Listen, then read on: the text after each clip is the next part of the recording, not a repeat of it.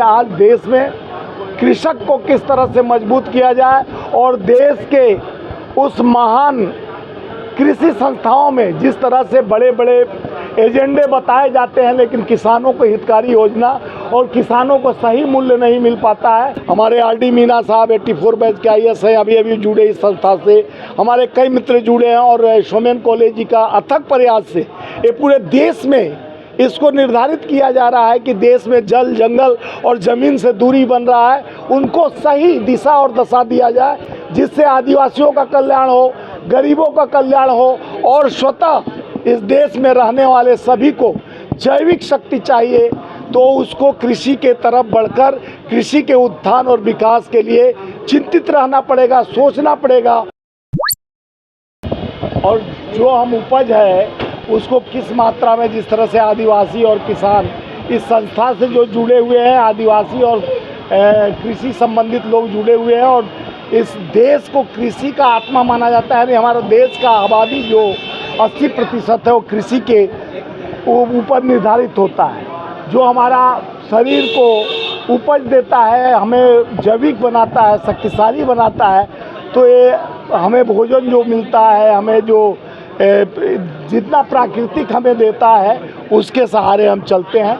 आज इसी का नेशनल सेमिनार नेचुरल फार्मिंग का रखा गया था। ये हमारे एक एनजीओ है सोमेन कॉलेज जी, जिन इस संस्थापक के सचिव हैं और उनके द्वारा हम लोग निमंत्रित होकर आकर जिस तरह से ये प्रोग्राम इतना अच्छा लोगों को जनभावक है कि कृषि को कैसे उपज और आदिवासी जो देश का हृदय होता है, जो जंगल का मालिक होता है, जंगल का भगवान होता है, उन्हीं को एससी और एसटी संस्था को ये रिप्रेजेंटेटिव्स करते हैं, उसको प्रभावित करने के लिए ये सेमिनार का कार्यक्रम रखा गया है कि आज देश में कृषक को किस तरह से मजबूत किया जाए और देश के उस महान कृषि संस्थाओं में जिस तरह से बड़े बड़े एजेंडे बताए जाते हैं, लेकिन किसानों को हितकारी योजना और किसानों को सही मूल्य नहीं मिल पाता है।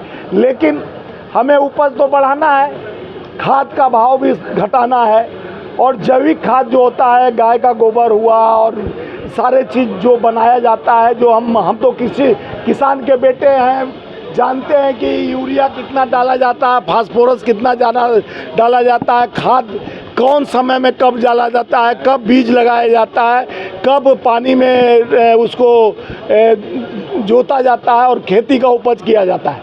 तो आज समस्या यह है कि इस किसान को निर्धारित जैविक शक्ति बढ़ाने के लिए सरकार अपने उपलब्धि को इनके माध्यम से, ऐसे संस्थाओं के माध्यम से जो तपसील जाति आदिवासी प्रकाशन संस्था है, एक माध्यम है जो देश के कृषक को आगे उनके प्रचार प्रसार को, उनके कार्यों को किस तरह से उपलब्धि दिया जाए, किस तरह से ताकत दिया जाए, किस तरह से लोगों को विकसित विकास की ओर, कृषि की ओर ले जाया जाए। तो ये संस्था अपना काम कर रहा है। इसमें बहुत सारे हमारे आरडी मीना साहब 84 बैच के आईएएस हैं, अभी जुड़े इस संस्था से।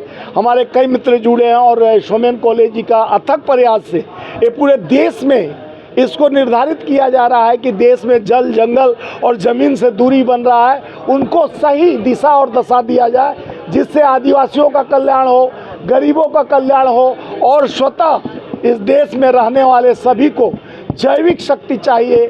तो उसको कृषि के तरफ बढ़कर कृषि के उत्थान और विकास के लिए चिंतित रहना पड़ेगा, सोचना पड़ेगा और किसानों को हितकारी योजना के साथ जोड़ने का माध्यम बनना पड़ेगा। और किसान जिस तरह से देश में उपलब्धियों के कारण, सरकार के गलत नीतियों के कारण दूरी बनाकर बैठा हुआ है, जिसको निर्धारित एमएसपी नहीं दिया जाता है, आज किसान दुखी है, पीड़ित है। मैं इस माध्यम से, इस मंच के माध्यम से मैं प्रचार प्रसार जो चल रहा है, लेकिन एक हितकारी योजना की सही निर्धारण, जैसे बड़े बड़े प्रवक्ता अभी बात कर रहे थे, भारतीय जनता पार्टी के मंत्रीगण और सारे लोग आए हुए, तो ये देखिए भगवान से जुड़ा हुआ सारा जीव है, ईश्वर अंश जीव अविनाशी, हम सब जीव भगवान के अंश हैं। तो इस अंश को प्राकृतिक से जोड़ा गया, तो प्राकृतिक का उपज जो होता है वो चावल, दाल, तिलहन दलहन सब प्रकृति का उपज है। स्वामी जी, यहाँ पर कई ऐसे जो लोग थे जो मंच पे बैठे हुए थे, उन्होंने महाकुंभ का भी जिक्र किया है इन एनजीओ के जरिए। देखिए, महाकुंभ अलग चीज़ है, धार्मिक प्रवृत्ति। ये एनजीओ है, इसमें जो आज रखा गया है कि हमारा क्या जैविक शक्तियों को ताकत देकर किस तरह से कृषि का उत्थान किया जाए, उस पर चर्चा है। सनातन का कोई मीटिंग नहीं था। जिस तरह से सनातन धर्म का प्रचार करने का माध्यम, ठीक है, सनातन से सब जुड़ा है, क्योंकि राम हिति क्रियंती, तुम में हम में खड़क खम में हर विरासत में राम प्रतीक माना जाता है। देखिए, महाकुंभ पहले से लगता आ रहा है, और हमारे हिंदू यानी सनातन का एक ये भी महाकुंभ है कि एक जीव को चलाने के लिए, शक्ति को लिए ऊर्जा जरूरी है। एक गाड़ी चलाना है तो पेट्रोल जरूरी है, डीजल जरूरी है। इसीलिए शरीर को मजबूत रखना है तो कृषि, उसका उत्पादन, उसका खाद्यान्न शक्ति को ताकत देना और जैविक शक्ति को आगे बढ़ाने के लिए ये संस्था काम करती है। इस संस्था को मैं बधाई देना चाहता हूँ आप लोग के माध्यम से कि इनकी सोच, जिस तरह से देश में डेवलपमेंट और कृषक को कैसे, और आज खास करके आदिवासी और एससी लोगों को किस तरह से इससे जोड़ के महिलाओं के हाथ को मजबूत करना, कृषकों को मजबूत करना, उनको बीच बीच में ट्रेनिंग प्रोग्राम के माध्यम से उनको बताना कि इसमें अगर हम इतना खाद देते हैं, इतना प्राकृतिक गोबर डालते हैं तो हमको ऐसा जैविक उत्पादन होगा जिससे लाभांत होगा, लोगों को पैसा मिलेगा, जीविका चलेगा।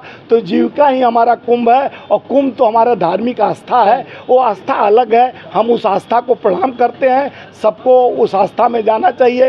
राम सब में बसते हैं, कर्म करना चाहिए। कर्मण्य सेवादि के मां फले सुखदाचन। हम कर्मयोगी हैं, हम गीता के उपासक हैं। हमारे भगवान हमारे तत्व में है, वो तत्व को मजबूत करने के लिए कृषक और कृषि को मजबूत करना पड़ेगा।